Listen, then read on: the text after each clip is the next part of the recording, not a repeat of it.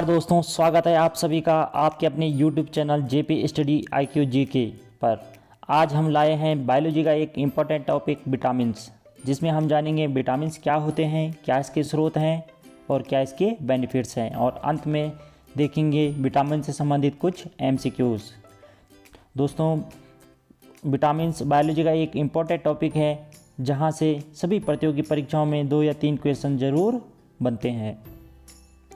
दोस्तों, वीडियो को शुरू करने से पहले मैं आपसे रिक्वेस्ट करता हूं कि अगर आप मेरे इस YouTube चैनल पर नए हैं तो चैनल को सब्सक्राइब ज़रूर करें और पास वाली बेल आइकन को भी ऑन रखें ताकि आने वाली सभी वीडियो का नोटिफिकेशन आपको मिलता रहे। तो चलिए शुरू करते हैं। विटामिन्स क्या होते हैं? Vitamins are the micronutrients required for the proper growth and maintenance of our body and organs. They help with the metabolism of proteins, fats and carbohydrates required for the body development. Vitamins are not developed synthesized inside human body. Hence our food should have appropriate amounts of vitamins meet the required level. मतलब vitamins हमारे शरीर और अंगों के उचित रखरखाव के लिए आवश्यक सूक्ष्म पोषक तत्व होते हैं जो हमारे शरीर के विकास के लिए आवश्यक प्रोटीन, वसा और कार्बोहाइड्रेट्स के चयापचय में मदद करते हैं। दोस्तों, हमारे शरीर के अंदर विटामिन विकसित नहीं होते हैं दोस्तों, इसलिए हमारे भोजन में उचित मात्रा में विटामिन्स होने बहुत ज़रूरी हैं जो शरीर के आवश्यक स्तरों को पूरा करते हैं।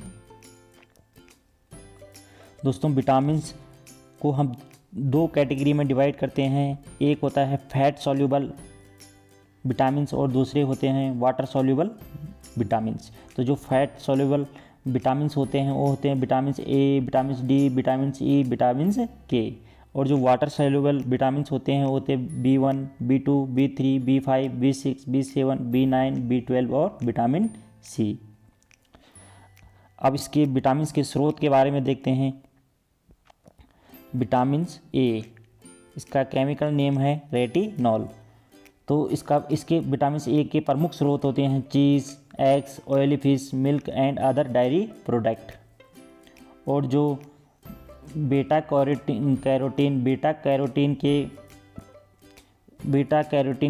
के फल और सब्जियां होती है। बीटा कैरोटीन मतलब जो ऑरेंज या लाल कलर के फल और सब्जियां होती हैं उनमें भी विटामिन ए पाया जाता है। तो जो बीटा कैरोटीन होता है दोस्तों, ये हमारे शरीर में किस में कन्वर्ट हो जाता है? रेटिनॉल में कन्वर्ट हो जाता है इनके द्वारा। तो बीटा कैरोटीन के जैसे प्रमुख हैं yellow, red and green vegetables and जैसे स्पिनेच, पालक हो गया, कैरेट हो गया, स्वीट पोटैटोज हो गया इत्यादि। अब देखते हैं विटामिन B1 थायमिन। इसके प्रमुख स्रोत हैं nuts, some fresh fruits like bananas and orange, peas, whole grains, breads, sprouts, ये इसके प्रमुख स्रोत हैं। अब देखते हैं विटामिन B2 के yogurt, eggs, cheese, chicken breast, almonds, spinach, mushroom इत्यादि। विटामिन B3 के प्रमुख स्रोत हैं cereals, seeds, red fish, meat, legumes, milk इत्यादि। अब देखते हैं विटामिन B4 के प्रमुख स्रोत whole grains, dark leafy vegetables, जो पत्तेदार सब्जियां होती है, हनी, डायरी प्रोडक्ट इत्यादि। B5 के प्रमुख स्रोत हैं mushrooms, dairy product, peas, meat, nuts इत्यादि। और विटामिन B6 के प्रमुख स्रोत हैं oats, pork, some fish, peanuts, bananas, soybeans. और विटामिन B12 के प्रमुख स्रोत हैं चीज़, फिश, मीट, मिल्क और एग्स। अब देखते हैं विटामिन सी के प्रमुख स्रोत के बारे में। विटामिन सी के प्रमुख स्रोत हैं दोस्तों जितने भी खट्टे फल होते हैं, सिट्रस फल होते हैं, उन सभी में विटामिन सी पाया जाता है। तो एक सिट्रस फ्रूट्स हो गए, स्ट्रॉबेरीज हो गया, पोटैटोज, ब्रोकली और इत्यादि। विटामिन डी का प्रमुख स्रोत देखते हैं। तो विटामिन डी का एक तो प्रमुख स्रोत है दोस्तों सूर्य का प्रकाश। जो सनलाइट होती है वो विटामिन डी से भरपूर होती है। ज़्यादातर जो सुबह सुबह जो पहली सूर्य की किरण होती है उसमें विटामिन डी अत्यधिक मात्रा में पाया जाता है। इसलिए हमें प्रत्येक दिन कुछ ना कुछ धूप में ज़रूर बैठना चाहिए, थोड़ी देर धूप में ज़रूर बैठना चाहिए। ऑयली फिश हो गया, रेड मीट होगी, एग योक्स होगी, ये भी विटामिन डी के प्रमुख स्रोत हैं। अब देखते हैं विटामिन ई। हेज़लनट्स मतलब अखरोट, आलमंड, स्पिनच, टोमेटो, इट्स, ये विटामिन ई के प्रमुख स्रोत हैं। अब देखते हैं विटामिन के। विटामिन के प्रमुख स्रोत हैं green leafy vegetables, cabbage, broccoli इत्यादि। अब हम जानेंगे दोस्तों विटामिन के बेनिफिट के बारे में। विटामिन ए से क्या बेनिफिट्स होते हैं?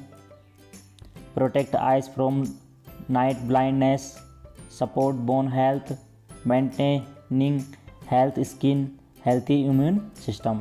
मतलब ये जो protect eyes from light blindness उससे बचाता है, सपोर्ट बोन हेल्थ को बनाए रखता है, मेंटेनिंग हेल्थी स्किन बनाता है, इम्यून सिस्टम को मजबूत भी करता है विटामिन ए। अब विटामिन बी के बारे में जानते हैं। Helps to prevent complication in the brain, जो ब्रेन में जो भी क्रियाएं होती हैं उनमें ये मदद करता है। नर्वस सिस्टम को भी ये सही रखता है। हार्ट एंड स्टोमक, हार्ट को और स्टोमक को भी ये सही रखता है। अब देखते हैं विटामिन B12 के बेनिफिट्स के बारे में। Help break down proteins, fats and carbohydrates, जो प्रोटीन, फैट्स और कार्बोहाइड्रेट्स होते हैं उनको तोड़ने में ये मदद करता है। Growth and good health for the body of pregnant women, तो जो गर्भवती महिला होती है उसके विकास और अच्छे स्वास्थ्य में भी इसका योगदान होता है। अब देखते हैं विटामिन B3 के बेनिफिट्स।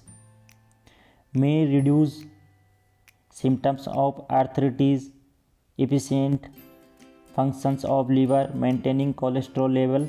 मतलब ये may reduce symptoms of arthritis, जो आर्थराइटिस के सिम्टम्स है उसको ये कम करता है। एफिशिएंट फंक्शनिंग ऑफ लीवर, जो लीवर के फंक्शन होते हैं उसमें भी ये मदद करता है। मेंटेनिंग कोलेस्ट्रॉल लेवल, और जो हमारे शरीर में कोलेस्ट्रॉल का लेवल होता है उसको भी ये मेंटेन रखता है।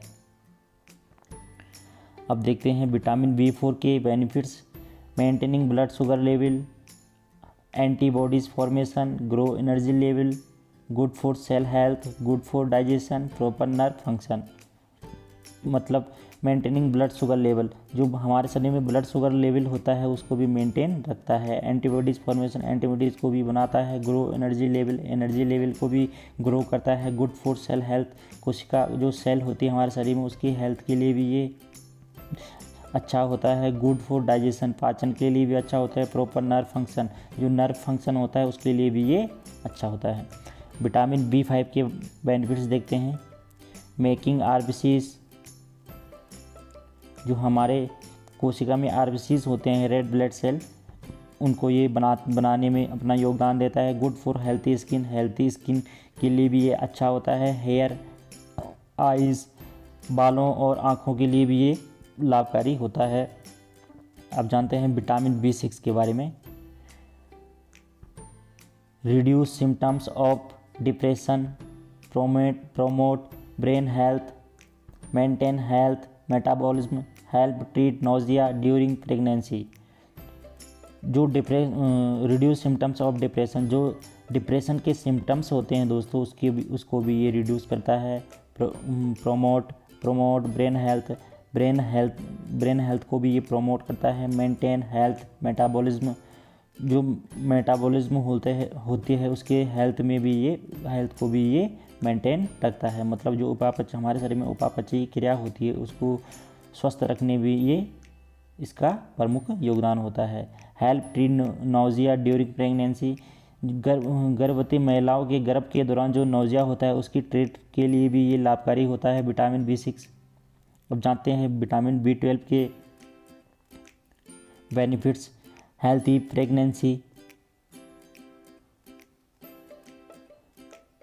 Pregnancy, digestion, maintaining energy level, जो जब गर्भवती महिलाओं को भी ये प्रेगनेंसी के दौरान ये हेल्थी रखता है। डाइजेशन पाचन में भी लाभकारी होता है। मेंटेनिंग एनर्जी लेवल को भी ये मेंटेन रखता है विटामिन B12। अब जानते हैं विटामिन सी के बारे में। Development and repair all body tissues, जो हमारे शरीर के टिश्यूज़ होते हैं, ऊतक होते हैं, उनको उनके विकास और उनके रिपेयर के लिए भी ये अपना प्रमुख योगदान देता है। और विटामिन सी में बूस्ट इम्यूनिटी को भी बूस्ट करता है।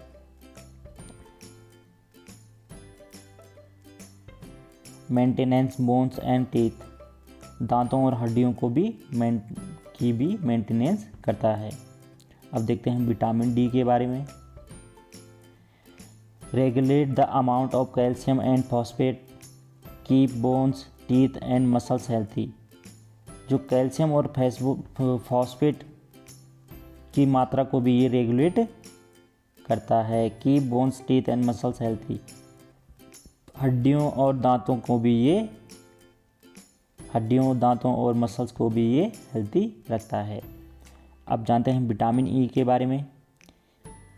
कीप मॉइस्चराइजिंग इन स्किन, जो स्किन होती है उसको ये मॉइस्चराइजिंग इसमें बनी रहती है। इसके कारण स्किन कैंसर से भी बचाता है। रिड्यूसिंग स्किन इचिंग, जो स्किन में इचिंग होती है, खुजली होती है, उससे भी बचाता है। Maintaining a balance of hormones के बैलेंस को बनाए रखता है। कौन? Vitamin E. अब जानते हैं विटामिन के बारे में। विटामिन के बेनिफिट्स हैं normal blood clotting, healthy bones इत्यादि। जो ब्लड क्लोटिंग होती है उसको नॉर्मल रखता है और हेल्थी बोन्स, उस हड्डियों को भी स्वस्थ रखता है। अब दोस्तों विटामिन से संबंधित हम MCQs करेंगे। क्वेश्चन नंबर 1 है हमारा, fat soluble vitamin are. Option A है vitamin A, option B vitamin D, option C है विटामिन ई, या option D all of the above. तो जो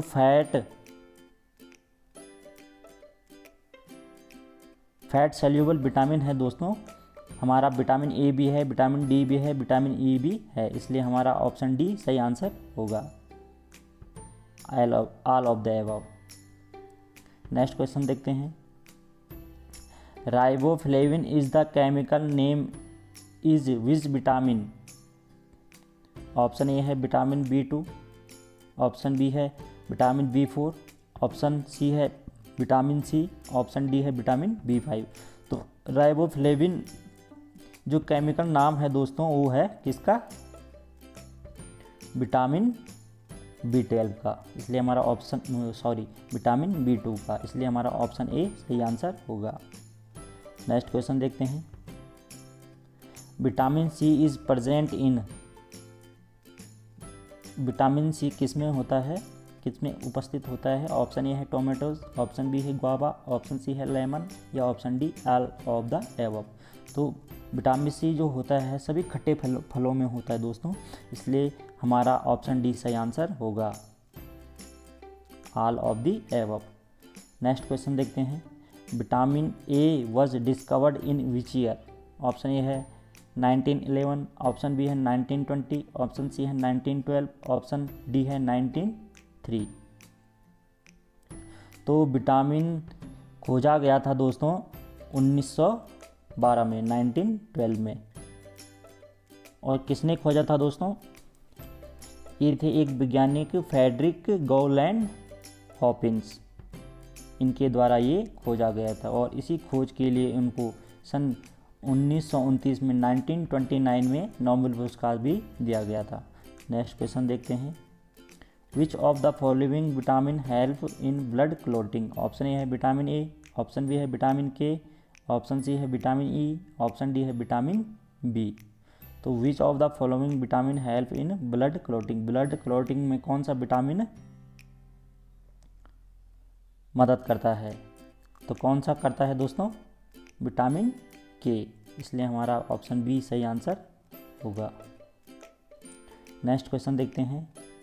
विच of the vitamin deficiency causes beri, किस vitamin की कमी से बेरी रोग होता है? ऑप्शन ए है विटामिन B1, ऑप्शन बी है विटामिन B5, ऑप्शन सी है विटामिन B12, ऑप्शन डी है विटामिन B6। तो बेरी जो रोग होता है दोस्तों वो होता है विटामिन B1 की कमी से, इसलिए हमारा ऑप्शन ए सही आंसर होगा। नेक्स्ट क्वेश्चन देखते हैं। Which of the following disease is caused by the deficiency of niacin. कौन सा रोग है जो नियासिन की कमी से होता है। ऑप्शन ए है रिकेट्स, ऑप्शन बी है पेलाग्रा, ऑप्शन सी है बेरी, ऑप्शन डी है स्कर्वी। तो जो नियासिन की कमी से होता है दोस्तों वो होता है पेलाग्रा रोग, इसलिए हमारा ऑप्शन बी सही आंसर होगा। नेक्स्ट क्वेश्चन देखते हैं। Water soluble vitamin are. Option A है विटामिन B1, ऑप्शन बी है विटामिन B2, ऑप्शन सी है विटामिन सी या option D all of the above. तो जो वाटर सॉल्युबल विटामिन होते हैं दोस्तों वो B1 भी होता है, B2 भी होता है और C भी होता है, इसलिए हमारा ऑप्शन डी सही आंसर होगा, all of the above. Next question देखते हैं। Which of the following is the scientific name of vitamin D. Vitamin D का वैज्ञानिक नाम क्या है। ऑप्शन ए है कैल्सीफेरोल, ऑप्शन बी है एस्कॉर्बिक एसिड, ऑप्शन सी है ट्रोकोफेरोल या ऑप्शन डी